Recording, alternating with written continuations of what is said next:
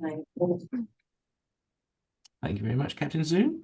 So welcome to this Experts at Work webinar, which is for members of all three of our networks and explores workshop culture, building teams that thrive. Now, Alison, our speaker today, has brought together in that title, I think, loads of things that you'd be really interested in, and there's lots to learn from today. So Alison, you're very welcome. Alison's the founder of Bracket, a consultancy that helps companies build high-performing and collaborative team cultures. Alison's second book, it says wave copy in the script. I'm going to wave the copy.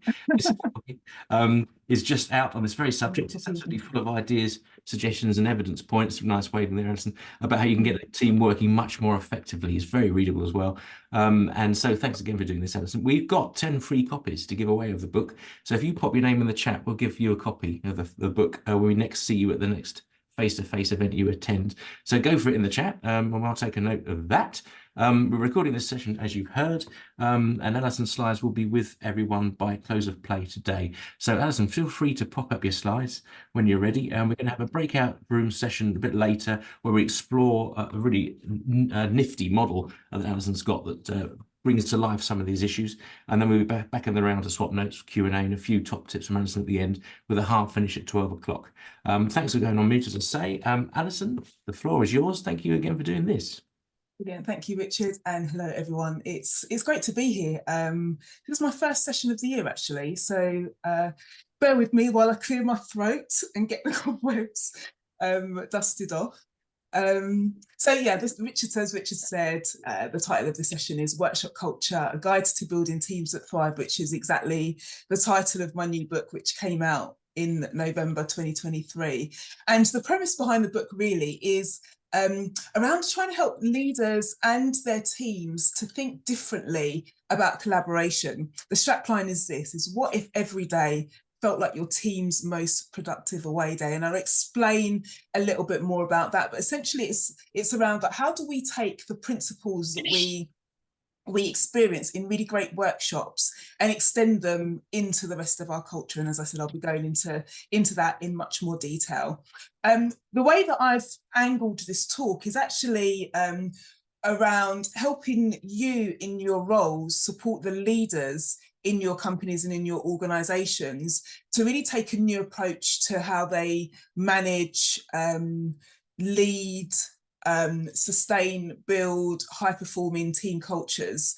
And we'll start off just by talking about the challenge of collaboration, why that's so important in organizations today, and one of the challenges, one of the problems that I see emerging.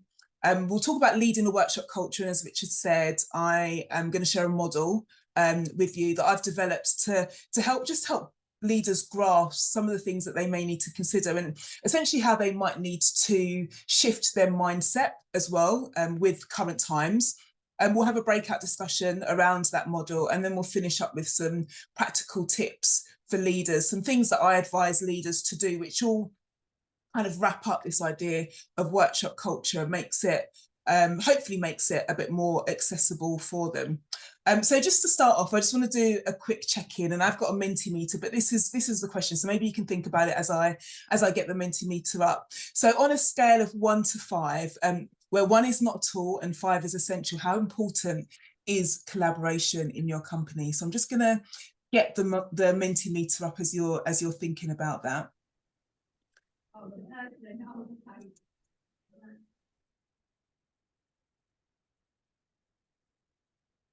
I'm just going to ask you to vote. So on a scale of 1 to 5, where 1 is not at all and 5 is essential, how would you say, how important is collaboration in your company?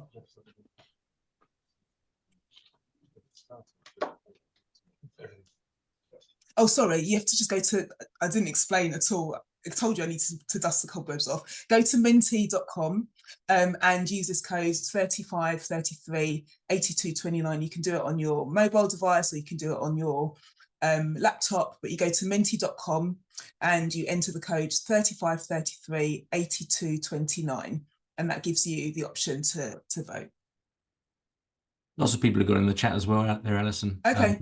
But there's a, we can see a trend, if you see what I mean. Yeah. What's coming up in the chat? There's a lot of 4 and 5s. Yeah. Mostly 5s, I would say, with some 3s. Nothing under 3 so far. Yeah, absolutely. Same as what's happening on Mentimeter. Oh yes. Yeah, yeah. So yeah, essential, very important, a few quite important. None will say that it's not at all, none will say a little. So collaboration is you know, it's vital.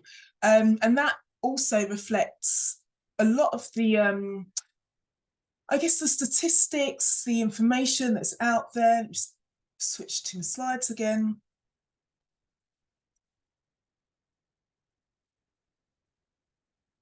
You know, collaboration, we are seeing a bit of a challenge, even though we know it's important. So some research from Asana, which is a productivity tool, sorry, a productivity tool, their state of work report research from last year. From that report, 79% of respondents, workers at collaborative organisations, feel that they're well prepared to adapt to emergent businesses challenges. So if an organisation is set up to collaborate well, then those workers feel much more resilient, more prepared, more ready to deal with challenges that pop up. Also, last year, LinkedIn cited teamwork as one of their top 10 most in-demand skills. So I don't think that anyone really disagrees that collaboration is important, but yet I'm still seeing that we're finding it hard to implement in practice. I mean, I think, to be honest, teamwork has been a challenge since the beginning of time, since we started working in teams. But I'm just seeing more and more things happening, you know, particularly since the pandemic. And I mean, Caroline at the beginning was saying that she started at the RSPCA in 2020, just before the pandemic, which was 4 years ago. I mean, can we believe it? It kind of feels like a long time, and also yesterday at the same time. But these are some of the things that I'm seeing coming up as a result of sort of what's happened after the pandemic, but also not exclusively. Teams are experiencing much more change and uncertainty in the economic climate, just generally in their industries, and people are moving jobs more frequently. So we're seeing changes more frequently in team makeups. Of course, we've got the hybrid remote challenge that many of us talk about. As well, like getting that right, getting the balance right. People, you know, organisations asking for people to be in the office, it not quite working. What happens when people are in the office together? And all of this is having an impact on how connected we feel, how we're communicating, how we share information, and also how we feel being part of a team. I think it's, in fact, I know Gallup have been doing kind of their research for more than 20 years. And in their meta-analysis, they found that engagement at the team level, team culture, has much more of an impact on how people feel about their work than at the company level. So we do talk about company culture, and it is important, of course, because that's what brings everyone together. That's what sets up policies and systems and processes. But actually, people's experience of their work comes much more into play when you think about it at a team culture level. So we really need to zoom in and really understand what is happening at teams, and how do we improve the way that people work together on a daily basis to improve their experience of work and improve engagement. Alongside that, as I mentioned, you know, we don't struggle with the concept of collaboration, but making it happen in practice is more difficult. And you would think, with all the tools that have been developed, all the technology that has developed over the last, you know, 20 years or so to support us with collaboration, we would think that we'd be finding it easier. But I actually think they're a bit of a barrier sometimes, these tools. I think not only do people use these tools sometimes as a proxy for the actual human collaboration that they need to do, actually engaging with these tools and this technology actually gets in the way of the work that they need to do as well. So sometimes I see teams kind of say, I'm a big fan of these tools like Slack and Teams and Zoom and all of these tools that we have to kind of help us make us much more productive. But people are kind of using those tools in place of developing the very human skills that we need to really collaborate. And as I say, also, sometimes those tools really do get in the way, as shown in this Harvard Business Review article from 2021. They cite this challenge of collaboration overload, that actually most of our work week, 85% of our work week, involves is spent on video calls, replying to emails, instant messaging, phone, all those kind of collaborative activities. So there is something that we need to we need to change. So I started to develop this idea of workshop culture, and the reason being, as I said, I've repeated a few times, we all understand that collaboration is important in our organisations, and we understand what collaboration is on a theoretical level, but really on a practical level, we're still struggling with it. So it's not that we don't think collaboration is important, but there's just something going on between our needs to do it and our ability to make it happen. And so I started to think, well, what can we do to make collaboration much more tangible?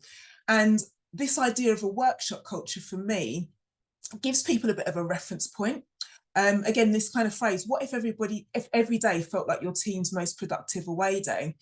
If you've been in a really great workshop or a really great away day, then you know what that feels. That feels like good collaboration. So actually, if we say that's our yardstick for great collaboration, how do we make that happen every single day? Or how do we bring more of that into our work every single day? So I started to develop this idea called workshop culture. And actually, I've written, as Richard said, that workshop culture is my second book. But I wrote, my first book was Effective Workshops, which I published in 2015. And even back then, I could see that I could see the potential for workshops in changing the way that we work together. But this was a very practical guide in helping people to prepare for, facilitate, and follow up on workshops. And I think what I was seeing back then were people were really not using workshops in the way that they could be more as impactful in the business as possible. So they were kind of perhaps taking workshop exercises and they were running them and saying they're running, a full workshop, or they were even worse, saying that we're running workshops that weren't facilitated well, and it was having kind of a real kind of negative perception of what workshops were, or they were kind of running workshops and thinking that was the work. And not realizing that there needs to be stuff that you did afterwards to really ensure that the outcomes and what you achieved in the workshop would be really powerful. So that was the intention of my first book. And as I sort of ran more and more workshops and I helped other people become more effective in facilitation, I started to see some patterns. So these are the kinds of things that you see in a really well facilitated, well designed, well followed up on workshop, with a facilitator that knows their stuff, they're intentional about what they're doing. You get those high levels of creativity, you get that productivity, people are moving forward, people are generating ideas, you make a lot of progress, and they're highly collaborative, people are involved, everyone's getting involved. Workshops are about creating that psychological safety so everybody feels safe to speak up, and you get those outcomes as well. So again, thinking, well, actually, as workshops can be a one-off event, they can actually be much more than that, and they should be more than that. All of this stuff, we need it in our day-to-day. This shouldn't end when a workshop ends. And I was starting to see patterns of when teams were committing to the workshop format, or I was working with them over a period of time and running a series of workshops, I was seeing how it was starting to have an impact on their team culture. So, as a result of really well facilitated workshops where everyone got involved, they had a different experience of working together, they did have more clarity as a team. They knew what they were working towards as a team.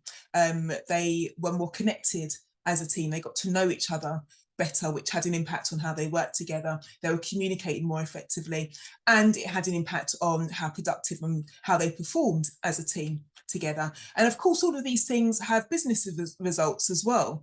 If we achieve all of these things, then people are going to be more engaged in their work.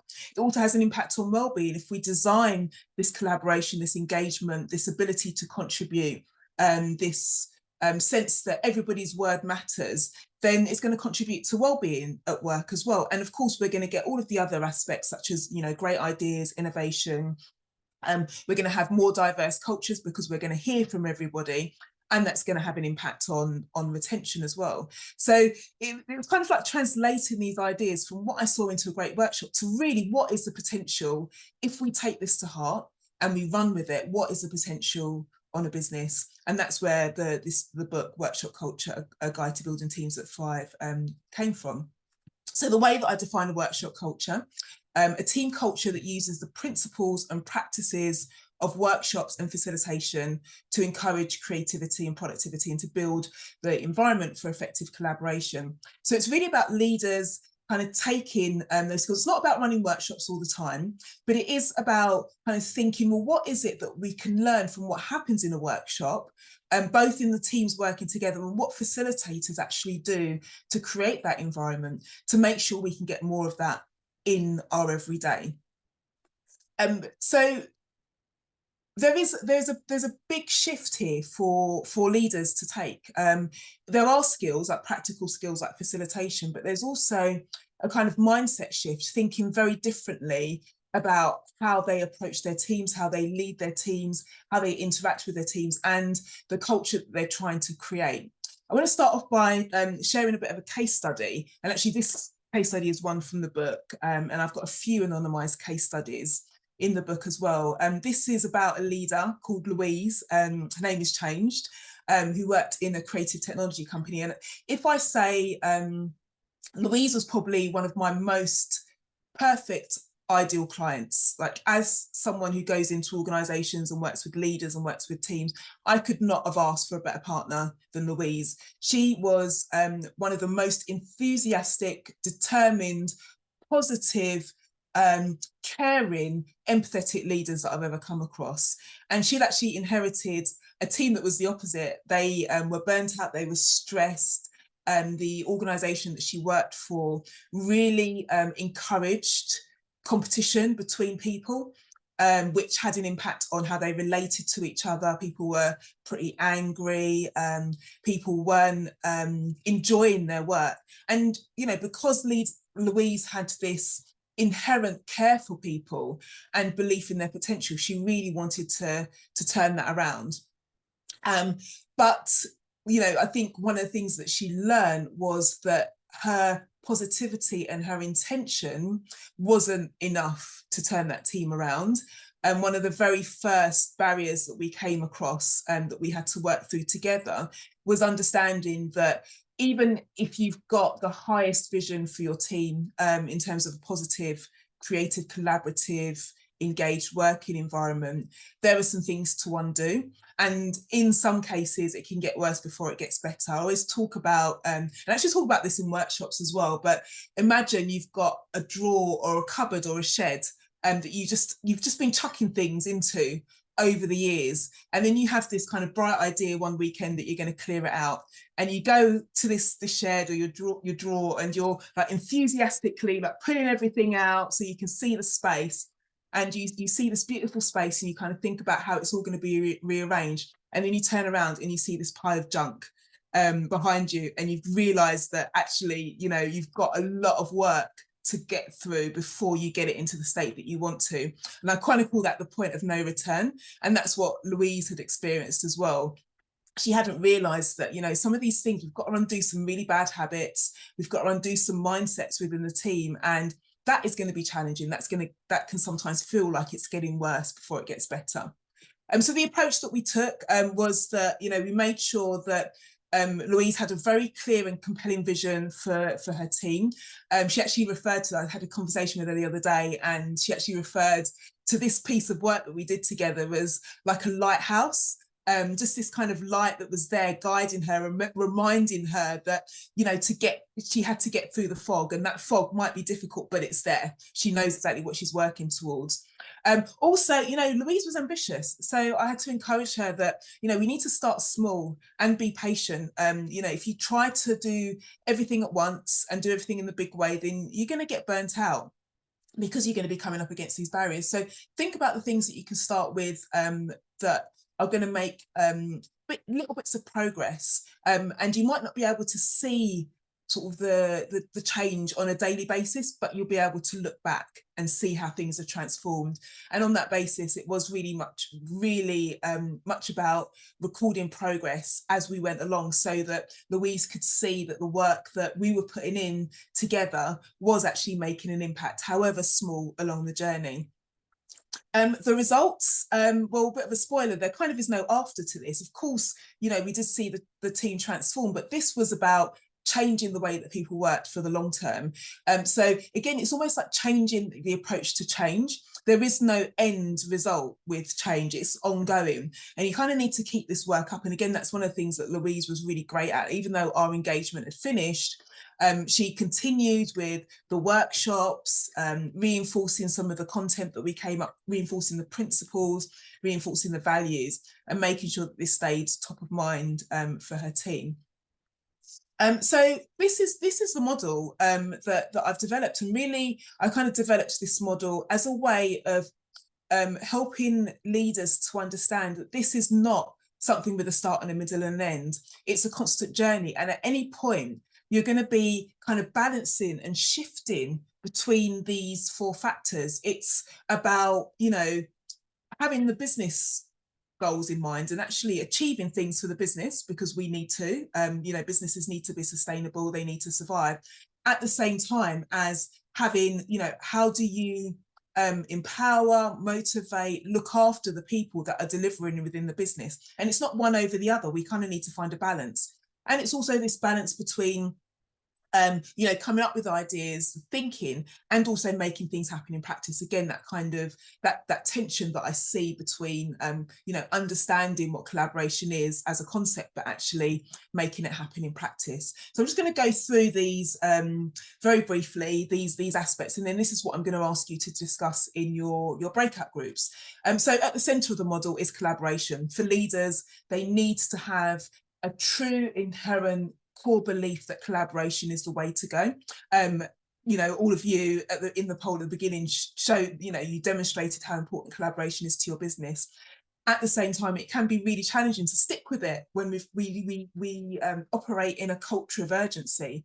So at the core, leaders need to know that despite everything, collaboration is the way that we need to go, and we need to build up our skills for collaboration. And then it's, you know, through collaboration, understanding that a way to achieve true collaboration within our teams, within our businesses, is to take this facilitative approach. That's what we see in workshops. People hire facilitators because they want that collaboration. So how do we as leaders take on those facilitation skills when they're needed, excuse me, to support all of that? Balance between thinking and business. So this is about taking a strategic approach to team culture. I, you know, again, describe this as a challenge. We do operate in a culture of urgency. We've got a lot to do. We've got massive to-do lists, and this strategic thinking, which is important but not always urgent, can feel really difficult to take time out to do. Yet at the same time, again, going back to that idea of collaboration, if we are thinking about the long term, then we have to carve out time to think about our team cultures more strategically. Design mindset is about taking an intentional approach. You know, collaboration, one of the common myths around collaboration is that it just happens. It's magical. You get great people and they're going to collaborate well. Well, actually, in my experience, collaboration, good collaboration and good cultures need to be designed. We need to be intentional about what it is that we want to create, and put in places the things, the techniques, the tools, the tips, the tactics that are going to make it much more likely for us to get there. Ideas to action, that ability to kind of move between this idea of generating ideas, coming up with ideas, creativity, and translate that into productivity. We again have a bias within our organisations towards productivity. It's about producing, getting things done, execution. We can also only innovate and really generate truly new ideas if we allocate time to creativity and that time for thinking. And again, there's a little bit of it feels like there's a tension there, but they're actually 2 parts of the same process, that, you know, generating ideas and being able to translate them into action. And the final piece is around behaviour change. You know, as you know, we saw in the case study, or heard in the case study with Louise, I think this was the piece that really hit home for her, in that we need to understand how we as humans change our behaviour. How do we move from something that's not working for us, that may be sort of an unproductive action that we perform, into something that's more productive? And sometimes the challenge that we're facing with our teams is that even though you know, they may not be working in the way that supports well-being, supports productivity, supports engagement, actually for them there is comfort in that certainty. And it does take some effort to change. So understanding how you can do that as a leader, how you can shift those behaviours, that even the mindsets and the thinking into teams that are more collaborative is something that we need to consider. So we're going to go into the breakout rooms now. We're going to use this. I'm going to give you this model. Richard's going to share it into the chat box so you've got it as a reference as you go into your breakout rooms. But the question that I'd love you to discuss is thinking about all of those aspects, the balancing between thinking and doing, and people and business, and the collaboration, facilitation, strategic thinking, design, mindset, ideas to action, and behaviour change. How would you introduce, encourage, or develop those areas in the model with the leaders in your company? So what are some of the things that you could put in place? Or, you know, if you're seeing it in your organisation already, what is it that's enabling leaders to think in that way when they're approaching their team cultures? So I'm going to stop sharing.